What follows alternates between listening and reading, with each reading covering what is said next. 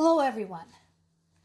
This is the latest I was able to get on the recent attack by Russia against Ukrainian civilians. So, initial reports said death toll was 10. We're now up to 16. Most of the damage was done to Zaporizhia's close neighbor, Dnipropetrovsk. So, we're going to talk about this in a minute. Also, I spoke to my parents, and in addition to these horrific attacks, there was an enormous storm that swept across pretty much the entire Ukraine.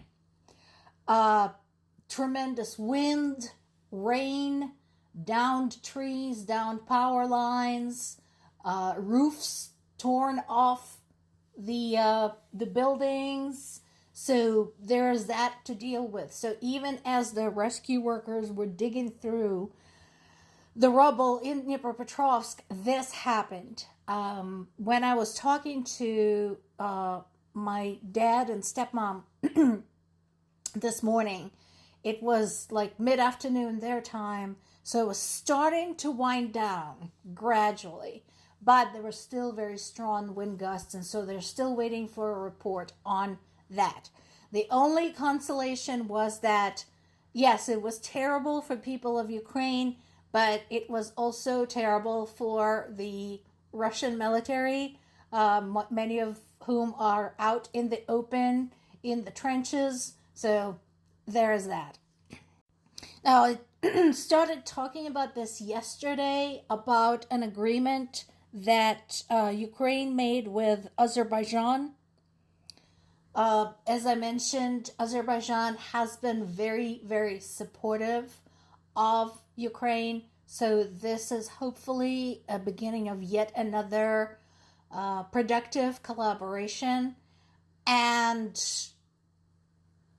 any partnership is good, honestly.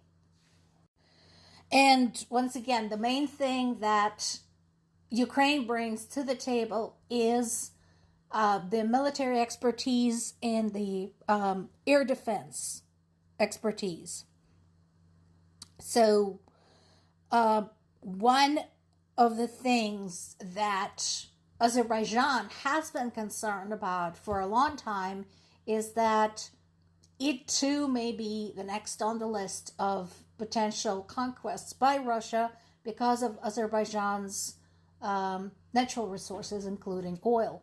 And so having a partner who has already been through all of this and has a long list of lessons learned and has an entire category of weapons designed specifically to deal with that type of threat is beneficial.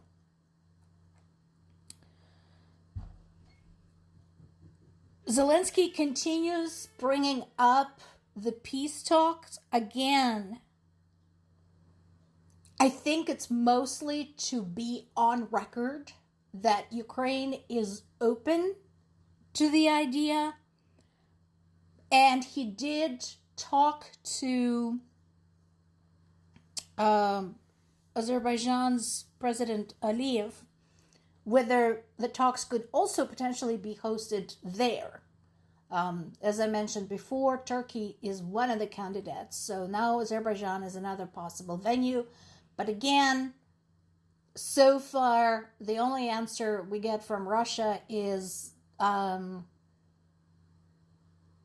are not going to meet with you seriously at the highest level unless you're prepared to capitulate, which Ukraine at this point has actually no reason to do.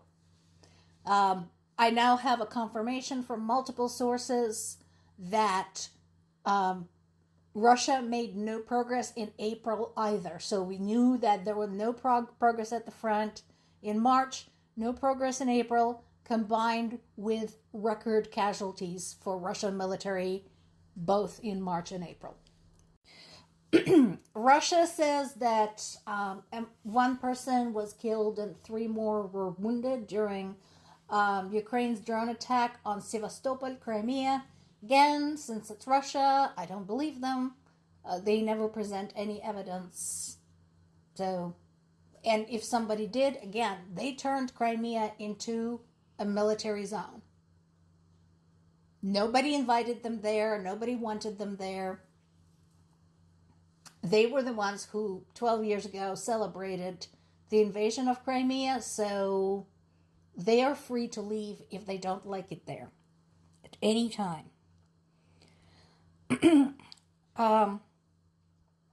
The Speaker of Russia's parliament, who is Putin's close ally, had arrived in North Korea. Again, North Korea continues to be an ally of Russia, continues sending its people to a war that is not theirs, where they're being used as cannon fodder, making speeches, erecting monuments. That is the nature of their relationship. And I'm sure South Korea and Japan are both watching very closely. This cannot be a comfortable relationship for them. Also, a drone crashed in Romania yesterday. So this was during a farther ranging Russian attack, because we are talking about way over in Western Ukraine. Now remember, Romania is a NATO member and an EU member. This is not the first time a Russian drone violates Romanian airspace. So here's what we know now. In addition to evacuating 200 people, this dropped in a populated area. So it wasn't just somewhere in the forest or out in the field. This was in a heavily populated area. The drone may have been carrying an explosive charge. I don't have details on that. But also, well, thankfully nobody got killed. There was a damage to an electricity pole and some outbuildings and a house. Again, folks, everybody who has been affected by this, Romania, Poland, the Baltic states, aren't you sick and tired of this? And again, NATO, this is Russia towing the line. This is Russia trying to see what it can get away with. Do something. Why are you waiting for people to die? Also, people have already died. Do you remember the airplane that got shot down 12 years ago? The Malaysian Airlines airplane that got shot down by Russia. People have already died because of what Russia is doing. When is enough enough? Are we seriously going to wait till somebody does get killed? More to come.